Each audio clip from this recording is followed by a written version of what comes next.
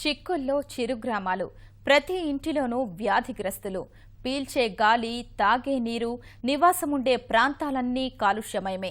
అక్కడ పండిన పంటలు సైతం మార్కెట్లో అమ్ముడు పోని దుస్థితి. రెక్కాడితే కాని డొక్కాడని ప్రజలు వరుస కష్టాలతో సతమతమవుతున్నారు. మృత్యుఘంటికలు మోగిస్తున్న వ్యాధులతో కాలుష్య కాటుకు బలవుతున్న వారెందరో. ఏ ఇంటిని కదిలించినా కష్టాల గాథలే, ఏ గడప తట్టినా కన్నీటి వ్యధలే. కష్టాల సుడిగుండాల మధ్య బతుకులీడుస్తున్న అభాగ్యుల దీనగాథపై కథనం.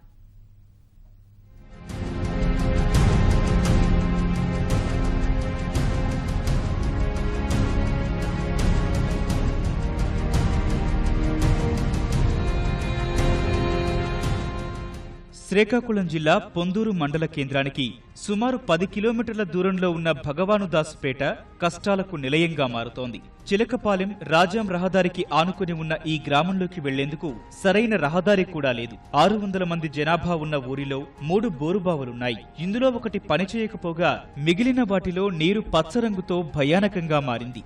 ఓపిక ఉన్న వాళ్లు పక్క ఊళ్ల నుంచి నీరు తెచ్చుకుంటుంటే గత్యంతరం లేనివారు అదే నీటిని వేడి చేసుకుని మరీ తాగుతున్నారు.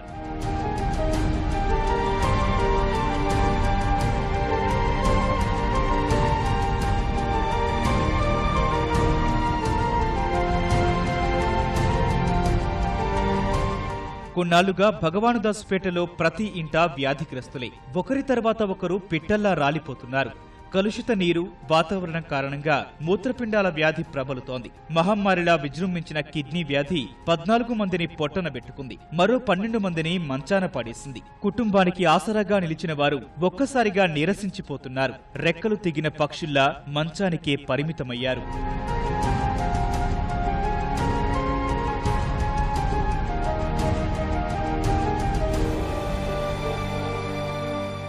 ప్రతి ఇంటికి ఒక మనిషికి కిడ్నీ ప్రాబ్లం అనేసి ప్రాబ్లంతో చాలా ఇబ్బందిగా బాధపడుతుంటారు. 3-4 నెలల్లోనే 6 చనిపోయారు. ప్లేట్లెస్ డౌన్ అయిపోవడం వల్ల, లేకపోతే వాటర్లో క్లోరైడ్ తక్కువ వల్ల, ఏదో ఒక సమస్య వల్ల కిడ్నీలు పోతానండి. ఈ సమస్య వచ్చిందనేసి ఫ్యాక్టరీ వారు, కంపెనీ వాళ్ళు కట్టారు వాటర్. అది కూడా వేస్ట్ వాటర్ అయిపోయింది. అది బట్టలు ఉతుక్కోవడానికి, స్నానాలు చేయడానికి తప్ప మరి ఇంక రెండో దానికి పనికి రావడం లేదు. ప్రతిరోజు పూటకు ఒకసారి వాటర్ తెచ్చుకోవాల్సి వస్తుంది. నీరు నుంచి కిడ్నీ ప్రాబ్లం వస్తాను. మరి మా మొదటికి వచ్చే వస్తాను కానీ మరి చివరికి అలాగ వస్తాయటండి మా బాధ. శుద్ధ నీరు నాకు వస్తుంది. ఆ శుద్ధ నీరు తాగితే అదే కిడ్నీ ప్రాబ్లం వస్తాను. చిన్న పెద్ద అనే తేడా లేకుండా అన్ని వయసుల వారు వ్యాధుల బారిన పడటం వల్ల స్థానికులు భయాందోళనకు గురవుతున్నారు. రోగులను శ్రీకాకుళం, విశాఖలోని ప్రభుత్వ, ప్రైవేటు ఆసుపత్రుల్లో చేర్పించి చికిత్స అందిస్తున్నారు. వైద్య ఖర్చుల కోసం చిల్లి గవ్వలేక అప్పుల ఊబిలో కొట్టుమిట్టాడుతున్న వారెందరో.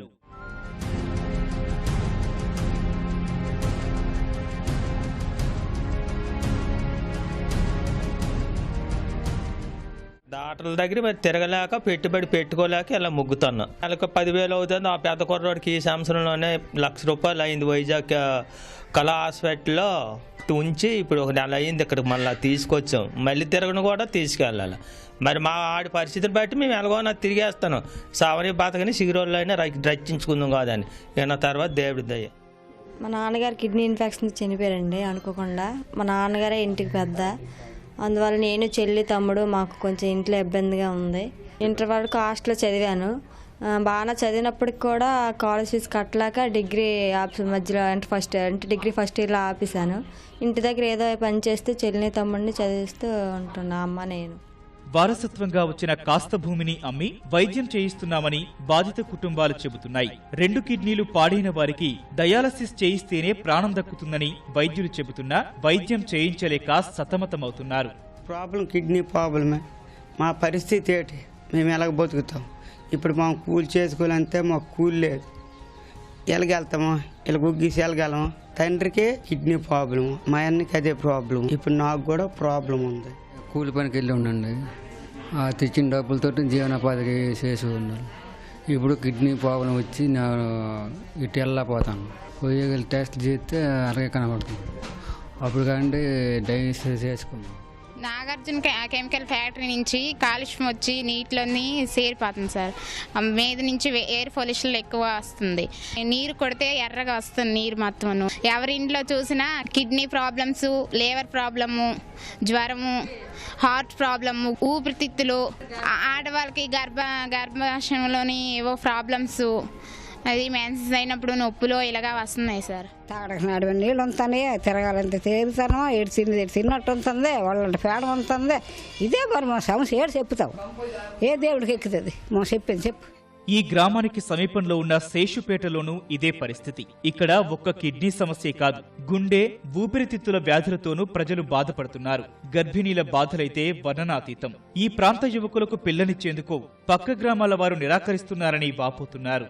మీ ఊరు వచ్చి మీ గాలి పీల్చి మీ పొగ మేము పట్టి ఇక్కడ ఉండే ఆరోగ్యాలు మా పిల్ల తల్లి ఆరోగ్యాలు పోతాను. అమ్మ మీరు ఎలాగో పడండి, కానీ మీ కష్టపాలు మేము సరించలేదు, మేము రాలేము. మా అక్క చెల్లెలైనా ఇంకెవరు చుట్టాలైనా రా, నాకు ఇప్పుడు వస్తారు మరో చుట్టానికి వెళ్ళిపోతారు. కానీ వాళ్ళుండి మాకు తోడుగా ఒక రాత్రి కూడా మాతో కాలం గడుపుతాడు, మా ఇంట్లో ఉంటారని కూడా వాళ్ళకు కూడా భయం వేసేస్తాం సార్. ఉండలేకపోతారు ఎవరు. మా ఇంటి చుట్టాలు కూడా రారండి, మా ఇంట్లో నీళ్ళు కూడా తాగరు. మీ ఊరు మంచిది కాదు, మీ ఊరు వాసన ఎక్కువ వస్తుంది, ఆ వాసన వల్ల తలనొప్పులు ఇవన్నీ వస్తాయి, మీ ఊరు కూరగాయలు బాగోవు, బయటికి తీసుకెళ్ళా సరే భగవాన్ దాస్ కూరగాయలు అంటే ఎవరు కొండలేదు అసలు. అది ఇది పోవడము, కాలు చలుపు, చేలు చలుపు, ముడుకు చలుపు, తెల్లారి నెగలేకపోతాను. మా డబ్బు పోతుంది, మా ధనము పోతుంది, మాకు ఆదుకున్న ఎవరు కూడా లేరు. అందరికీ గర్భిణీలు కూడా పోతూనే ఉండట్లేదు. ఫ్యాక్టరీ వల్ల నీళ్ళు తాగినంటనే సరే కొట్టేస్తుంది అంటున్నా. 2 గ్రామాల్లోని పరిస్థితిని శాసనసభ్యుడు ప్రభుత్వ విప్ కూన రవికుమార్ దృష్టికి తీసుకెళ్లగా విషయాన్ని ముఖ్యమంత్రి దృష్టికి తీసుకువెళ్తామని ఆయన హామీ ఇచ్చారు. వ్యాధి పెరగడానికి కారణాలను తెలుసుకునేందుకు అధికారులను ఆదేశిస్తామని తెలిపారు. తక్షణమే గ్రామానికి మంచినీటిని అందించేందుకు చర్యలు చేపడతామన్నారు.